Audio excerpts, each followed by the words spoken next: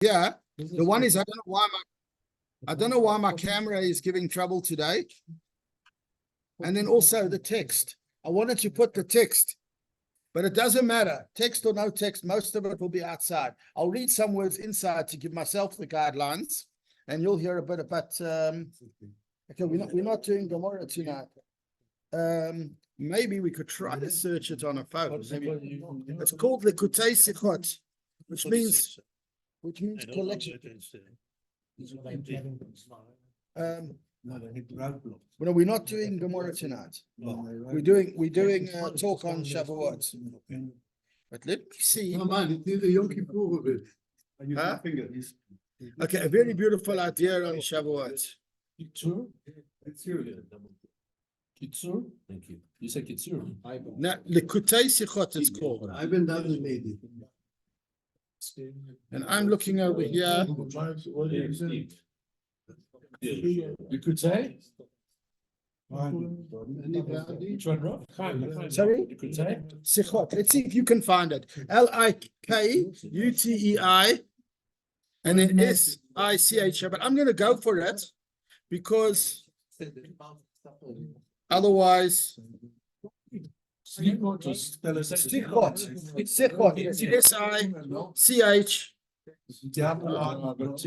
It's so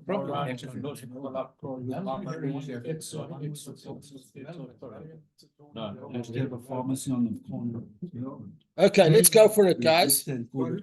Let us go for it, gentlemen. I was trying to get the text on the screen, which I have gotten this work on the screen before, but I don't know if it's because of copyright or what, but it's not coming up on HebrewBooks.org. Hebrew Books, yeah, and or Safari or any of them. But I did bring, when all else fails, there's an old printed book, but I don't have a copy for everybody, but you'll catch the idea outside. This over here is some insights on Matan Torah, the giving of the Torah. And again, I'm sorry that you don't have texts in front of you. And I can send you an English version, a PDF afterwards if somebody wants to reread it. The idea is to go into Yom Tov, to go into Shavuot with some, how would you call it? With some material, some chomer as they call it, some thoughts about Yom Tov and about what it's about. This is a talk from the Bacher Rabbi, which is published in the 4th volume of his works called Likutei Sichot. It's about 40 together.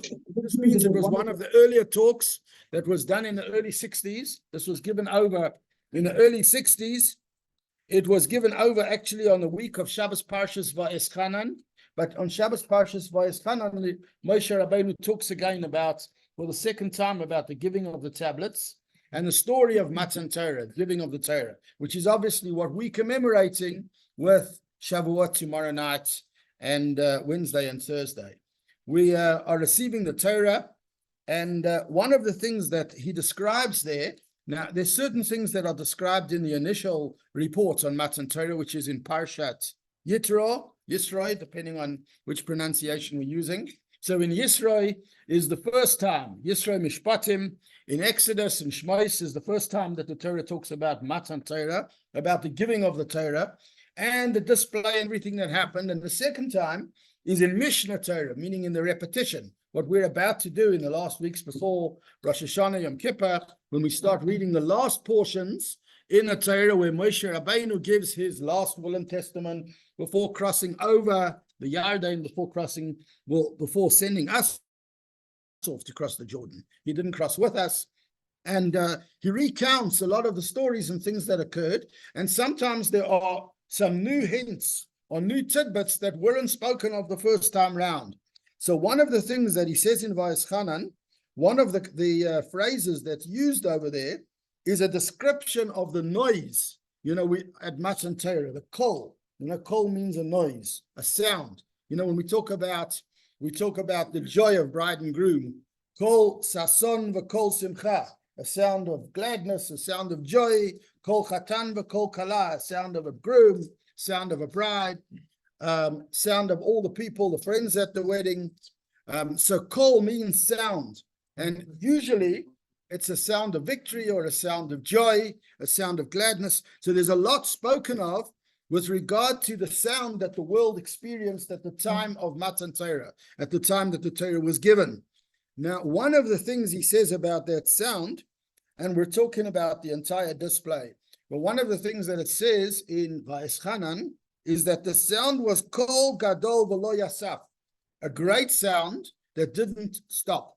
In other words, the sound that Hashem displayed for the whole world to experience, together with there was a visual gilui, a visual manifestation of godliness, and there was an audio manifestation of godliness. In fact, in a sense, it was audio-visual in a funny way, because it was visual audio. The miracle was that the ears, according to our sages, were able to experience things that eyes usually experience, and the eyes experience things that ears usually experience. So in general, there was an interesting... Well, the principle of TV. Yeah.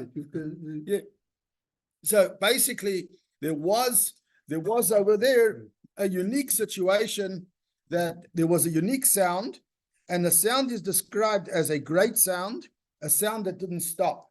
Now, there are three commentaries in Chazal, in sages, as to what it means, kol gadol v'lo yasaf. Three things, three commentaries. One is, kol echad nechlak lezayin koiles, v'haim nechlakim le'ayin loshen. One explanation of the sages is that the sound at Matan Torah divided into 7, and the 7 pieces divided again into 10. In other words, you had this, like imagine this graph or this tree that branched out, that although it started out as one sound, that sound that started out as one started as 1 and branched into 7 branches, and each of those 7 branches branched into another 10. So you essentially had a sound that displayed itself in 70 dimensions. What was the significance of 70? The significance of 70 was that we talk about the 70 nations of the world. And the 70 nations of the world are represented mystically by 70 languages. So symbolically, what it meant was that the Torah permeated all spoken language. In other words, Hashem demonstrated to the world that Ein Oid Milvado, there's nothing besides this. That even each and every language in the world experienced the power of the sound of Matan Torah. That was one explanation, and he unpacks them afterwards a bit more. The second thing he says, from this sound, all of the prophets in the future prophesied. What does it mean the sound didn't stop? So our first explanation was that it split into 70.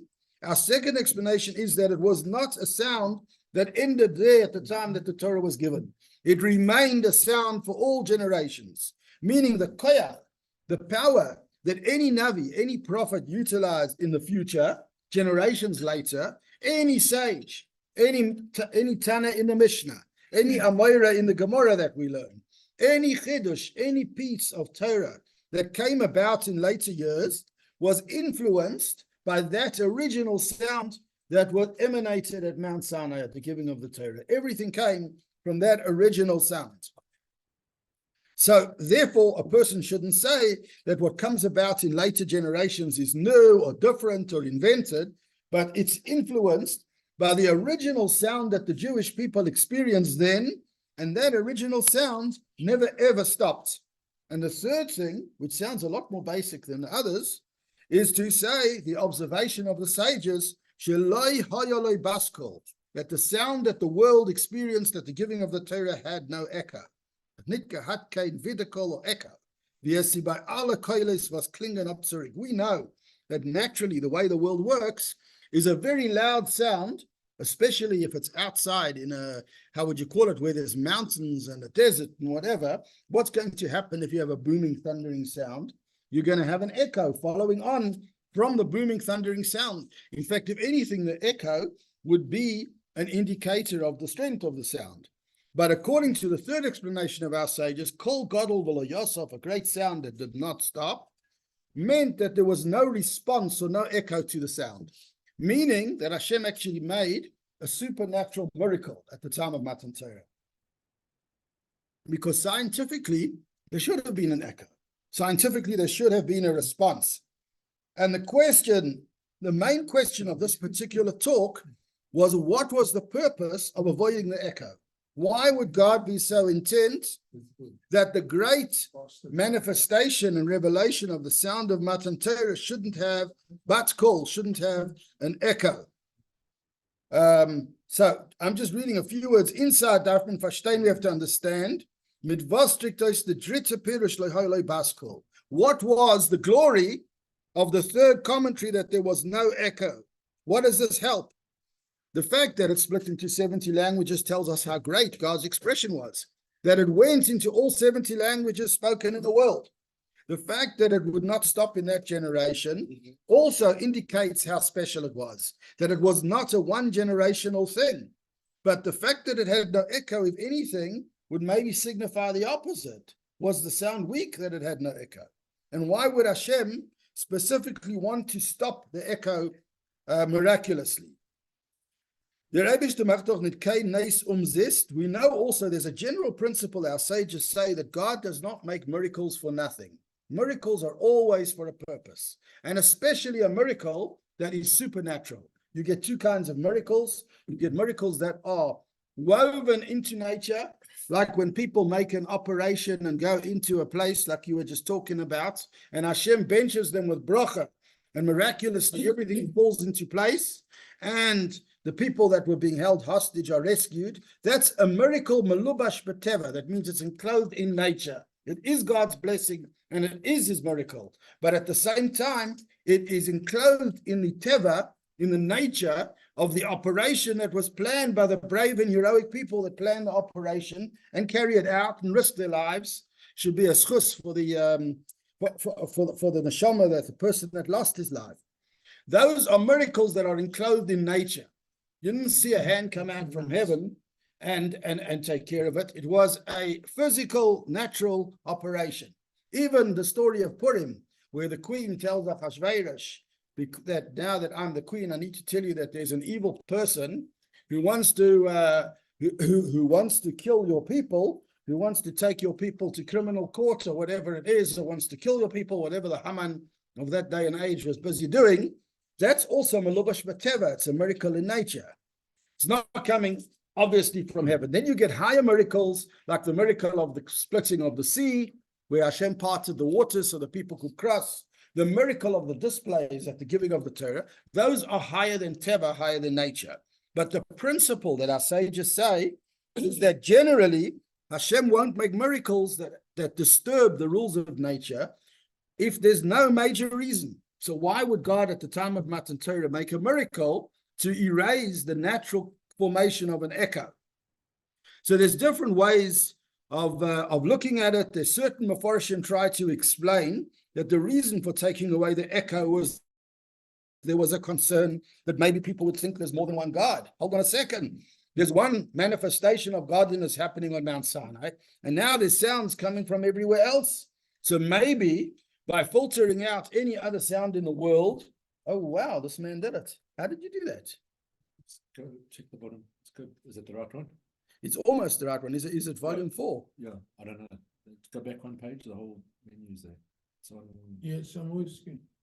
yeah, Okay, so this one I think is volume 14. I was actually looking for is this 14? But I was looking for Eschanan 4. But okay, but maybe you can give me a link and I can try to get it.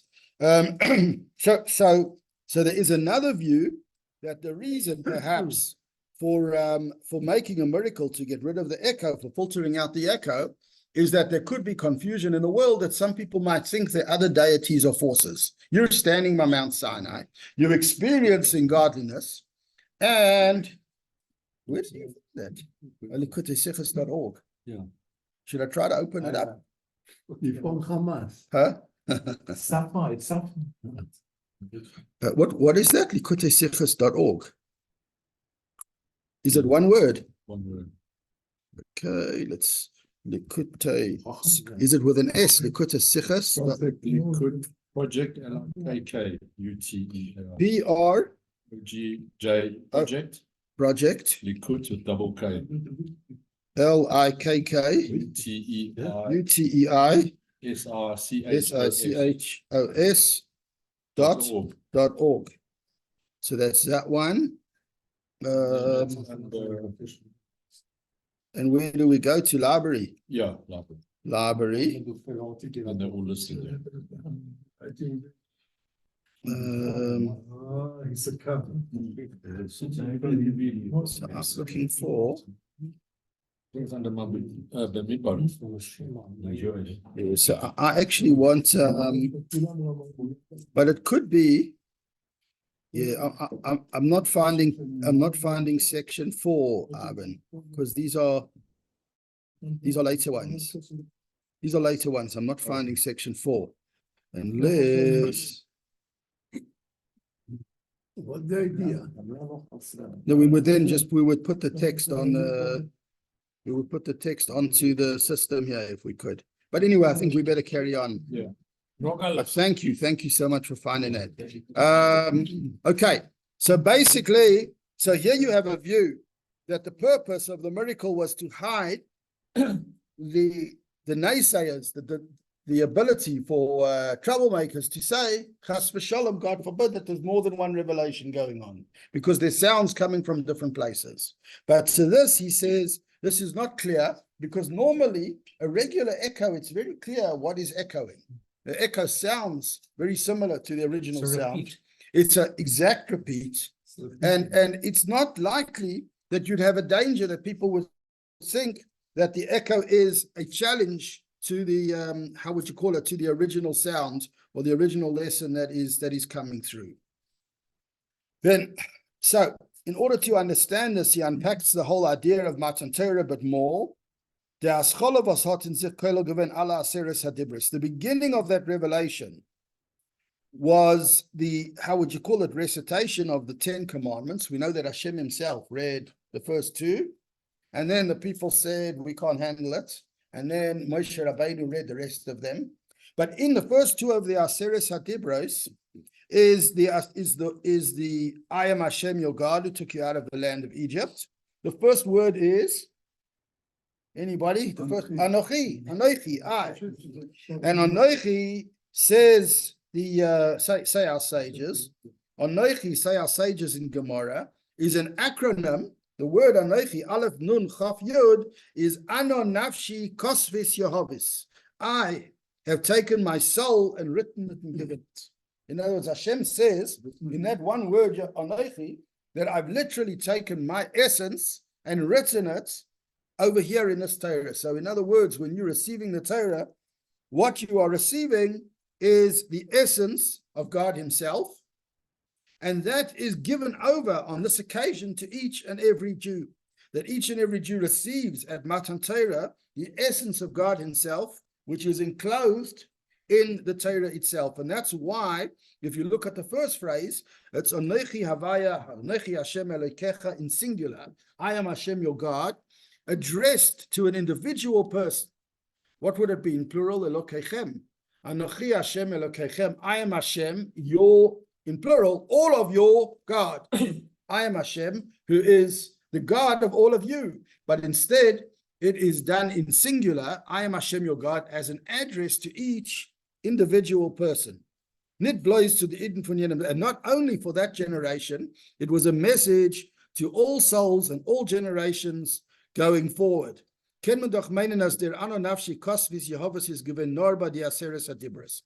was another possibility that one could have thought that the fact that it says in Gemora that God wrote his essence into the Torah would apply only to the 10 commandments, but the extensions, everything else that came out after we unpacked the 10 commandments into the rest of Torah and into the Torah Shebaal Peh, the Mishnah and the Gemara and everything else, one might think that maybe all of the rest of Torah, it is God's commandment, but it's not the essence of God himself. And perhaps what it says, Kosvis Yehovis, I've written my essence into Torah, is only the 10 commandments.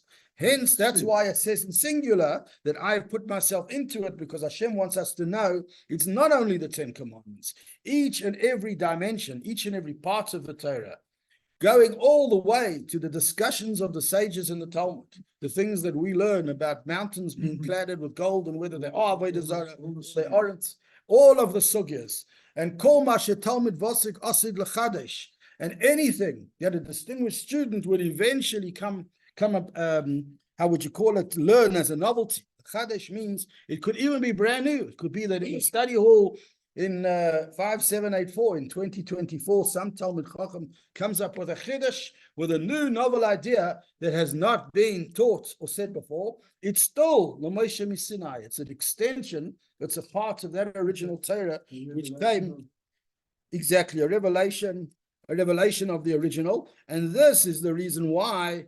this is the reason why it was so important to say Anochi and to say it in singular. And this is also the meaning of this lack of echo, that that it didn't bounce back, but it permeated and penetrated all generations and all people for all time. It's in play now. Sorry, and it's in play now. Yeah. Surround sound. Yeah, surround sound. So from the first thing, noch hayra ikris in dem kol gadol was nechlak la'ain loshen. The fact that our sages say that the great sound of the Torah giving was divided into 70 nations is to tell us that the revelation of God in his Torah was not only to the Jewish people at that time and to our holy tongue. You know, some people like to say, you know, you need to separate religion from everything else. So Lashon Kodesh, the holy tongue, and Am Yisrael, the holy people, they experienced Matan Torah. But the rest of the world is a different thing.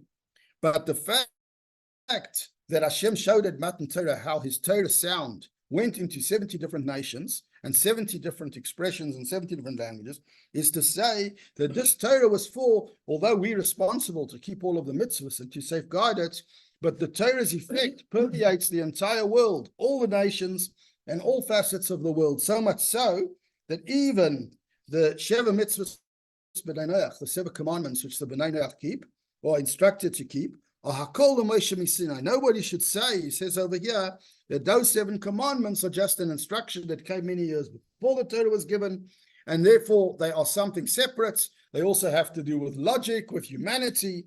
Even that was given to Moshe at Sinai. A Jew has a responsibility. We as Jewish people have a responsibility to influence the world. Obviously, we don't have power over the world. We weren't voted in charge of the entire world. So if we can't do it in a, how would you call it, in a way of dominion, it's not our way to impose it, but to influence in a warm way, to influence the whole world and to say to the whole world that at the time that the Torah was given at Har Sinai, and at the same time that God gave 613 mitzvahs to the Jewish people, he instructed Moshe Rabbeinu that there are 7 mitzvahs that are applicable to all humanity with all of their subsidiaries and their corollaries. And those 7 mitzvahs also carry the spiritual dynamic and the spiritual power of Matan Torah. Because before Matan Torah, before the Torah was given, the mitzvahs were instructions from Hashem. They were mere instructions. When our forefathers did them, they were instructions. Meaning, it was a book of rules. So you know what? You could turn to the person who wrote the book and you could say, maybe tweak this one. They didn't have the permanent and permeating effect that they had. When the Torah was given, those rules literally went into the physical dynamic of the world and became part of everything that was going on. And then coming back to that original idea, what is the purpose of the echo? And what is the reason that there was no echo at the time of Matan Torah? Baskol is bedugma fun orchoizer. Baskol, an echo, is like a rebounding kind of light. What causes an echo? An echo is a situation where a sound hits against something that can't absorb it. I mean, if you ask the people that make studios and sound studios and all those kind of things, they'll tell you that this kind of fabric absorbs a sound like this, and that fabric absorbs a sound like that. And if you set up a room correctly, you can talk very quietly and everybody will hear exactly what you're saying. But the real reason is because the way in which sound works is it projects until it gets to a certain place. And if it comes to a certain place, if it's a brick wall, it's going to have a different effect. If you start putting carpets on all of your walls, which they do in some studios and places, it will absorb differently. And the same with different materials. Scientifically, the meaning of an echo is that the sound bounces at a certain point. It goes to a place where it cannot get absorbed. And because it can't get absorbed, it bounces back. So it's, in essence, it's some form of rejection. The sound is being rejected by that which it reaches. And whichever thing it reaches, it's hitting it back. It's like in a tennis match. You serve the ball over the net, and the guy on the other side sends it back. And if you don't serve again, if you don't flap it back, then you're going to lose the point because it's coming back. It's not staying there. If it stays there, then you're lucky. Then you get the point. So the same thing happens with sound in the way it scientifically works in the world. And this is the deeper meaning of this concept. That generally speaking, the reason that sound echoes is because it's rejected scientifically by the surface that it comes on. So it goes back again. It hits back at the place where it projects in the opposite direction, like a boomerang, back to where it came from. In other words, it's almost like, I don't want this, I'm sending it back. But when something is absorbed, it's the opposite. Now, the physical is a manifestation of the spiritual. The idea is that when the Torah was given, and this is the main point of this whole talk, when the Torah was given, God gave the world the ultimate wisdom that actually matched the DNA of every single physical part of the world. There was nothing that could not absorb the word of Torah in it. And because everything in the world relates to Hashem's Torah, the world is created by the Torah. Hashem looked into the Torah and created the world. And therefore, generally speaking, you're going to get an echo because the world thinks in a concealed state that it's different to godliness. But at the time of Matan Torah, the world was open to a full revelation. It was a taste of what will happen when Mashiach will come. What will happen when Mashiach comes? Concealment that normally the hell and the hester, the concealment, the darkness, the difficulty of our world will be opened up, and we'll be able to see, like, you know, when the oceans part and you see inside the beautiful landscape of the ocean that is hidden under the water. That's the metaphor that the sages use. So likewise, when there is a gilui oyer, a revelation, what it actually means is that our physical eyes can see things that we never saw before. They become opened up to see things that we don't normally experience.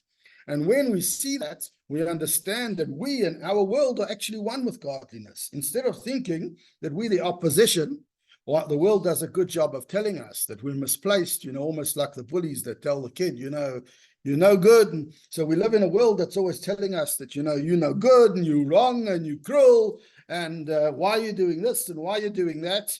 But the truth of the matter is, if there was a proper gilui, a proper revelation, the world would see. It's like we say, V'haya Hashem lemelech al kol haaretz. On the day that Hashem is king over the whole world, the world sees and experiences a proper gilui elokut. That's what Matan Torah is about, a proper revelation of godliness. When there's a revelation of godliness, everything, even the inanimate, knows that God is the boss. Not just people, but animals too. Not just animals, but plants. Not just plants, but even daimim, even the inanimate, the bricks and the stones. Every part of the world knows, hold on, the boss is talking. The Hashem himself is revealing himself. And this is the reason why there was no echo. Because at that moment, an entire world was absolutely tuned in that this was the boss of the world talking. This was the one who created us, even the stones and the minerals and the dust and the trees. And this is the one who created us. And therefore, they would only absorb and take in what was being said and what was being heard. And once that happens, it's not bouncing off. It's not getting rejected. So that manifested in a physical way. So in short, the lack of echo was a clue that the physical world was experiencing, down to the lowest inanimate things, were experiencing such a powerful spiritual revelation that never mind an anti-Semite or a newspaper journalist, a stone knew that God is the boss. And if God's talking, that message comes right inside anybody who knows that he's in charge. That's the concept. Yeah. We'll stop it over there. If anyone wants to say the Chaim or talk about anything.